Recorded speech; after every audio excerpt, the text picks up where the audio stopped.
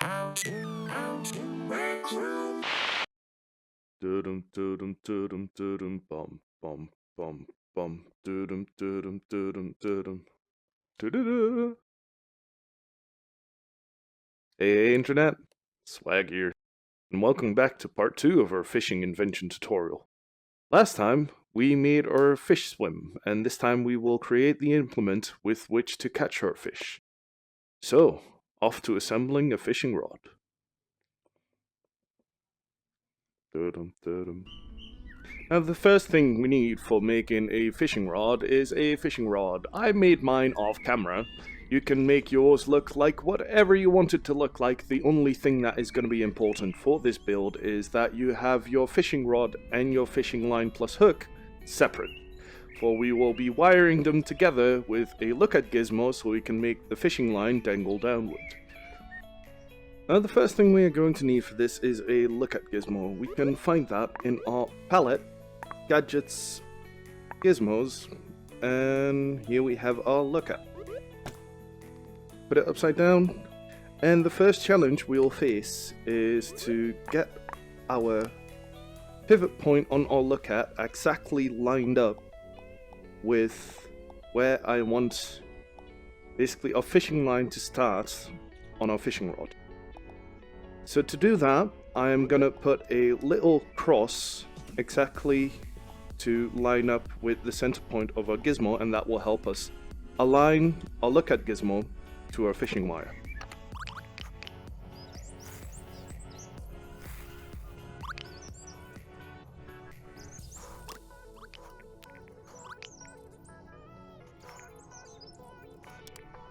Now once we have our center point and our look-at gizmo, we can very neatly overlap our look-at gizmo with our center point by lining up the little pins that come out of the pivot point up with our cross that we just made.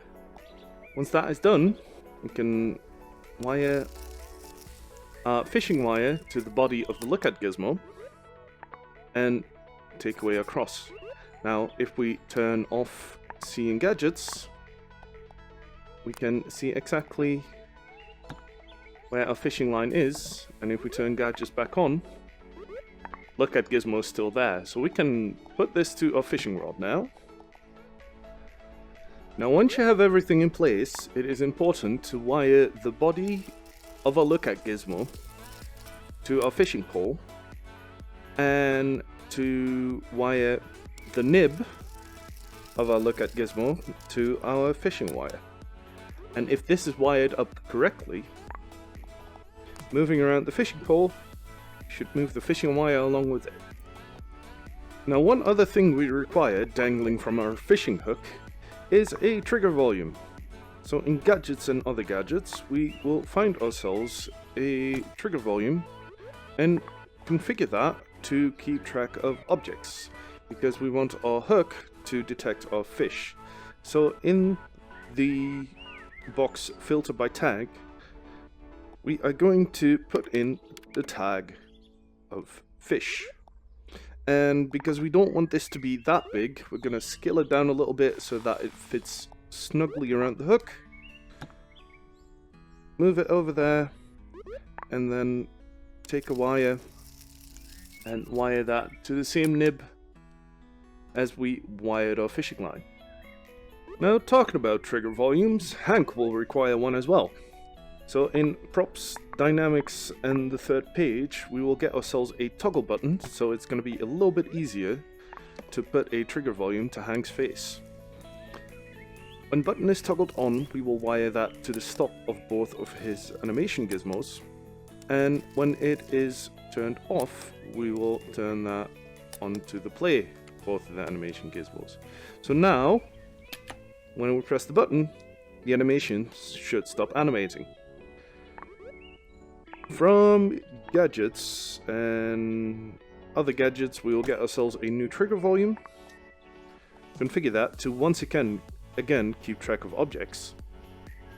Filter by the tag of bucket, because we will want to eventually be able to count how many fishes have gone into the bucket. And instead of giving Hank the tag, since Hank is decorative, we will give this trigger volume the tag of fish, so that the other trigger volume will be able to detect when it hits the fish. So I will scale this down and wire this to the same animation gizmo as Hank, and then go into his animation frames and overlap this trigger volume with Hank's face in each of the animation frames.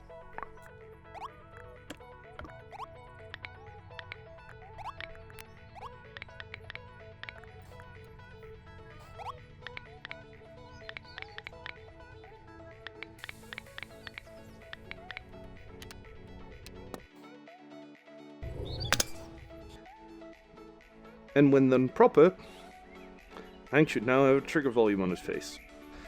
Now, talking about animation gizmos, we are going to require ourselves another, and this one is going to hang from our hook. Because not only do we require one animation gizmo of Hank swimming, we will also require one where he is dangling from the hook. So we are going to wire Hank and their trigger volume up to a new animation gizmo, and I am going to put in a quick animation of Hank dangling from the hook.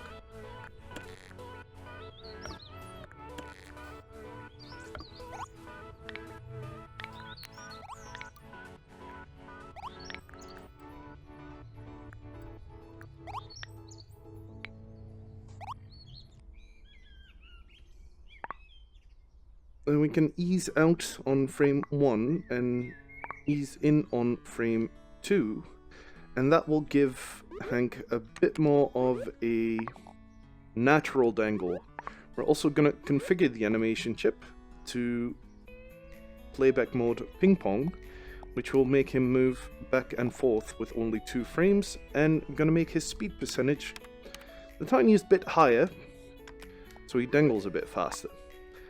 And now, just for demonstrative purposes, we will wire this animation gizmo opposite of these animation gizmos. So where these play when the button is toggled off, our new animation gizmo will play when button is toggled on, and stop playing vice versa. So that when we press our button, Hank will go between 2 different states, swimming and dangling from the fishing hook. We are getting awfully close to the end of our tutorial video, and the last thing we still need to do on our rod is actually make our fishing line dangle downwards. For that, we are going to get a piston from our gizmos, turn it upside down, and configure it to move to target and have a max travel distance of 1,000 meters. Also, while we're at it, just configure the red pin to be on. Next, we are going to require a shape, any shape, doesn't matter what shape. I'm just going to make a downward arrow so it's easy to know what it does. And we are going to configure this to have the tag of down or downward,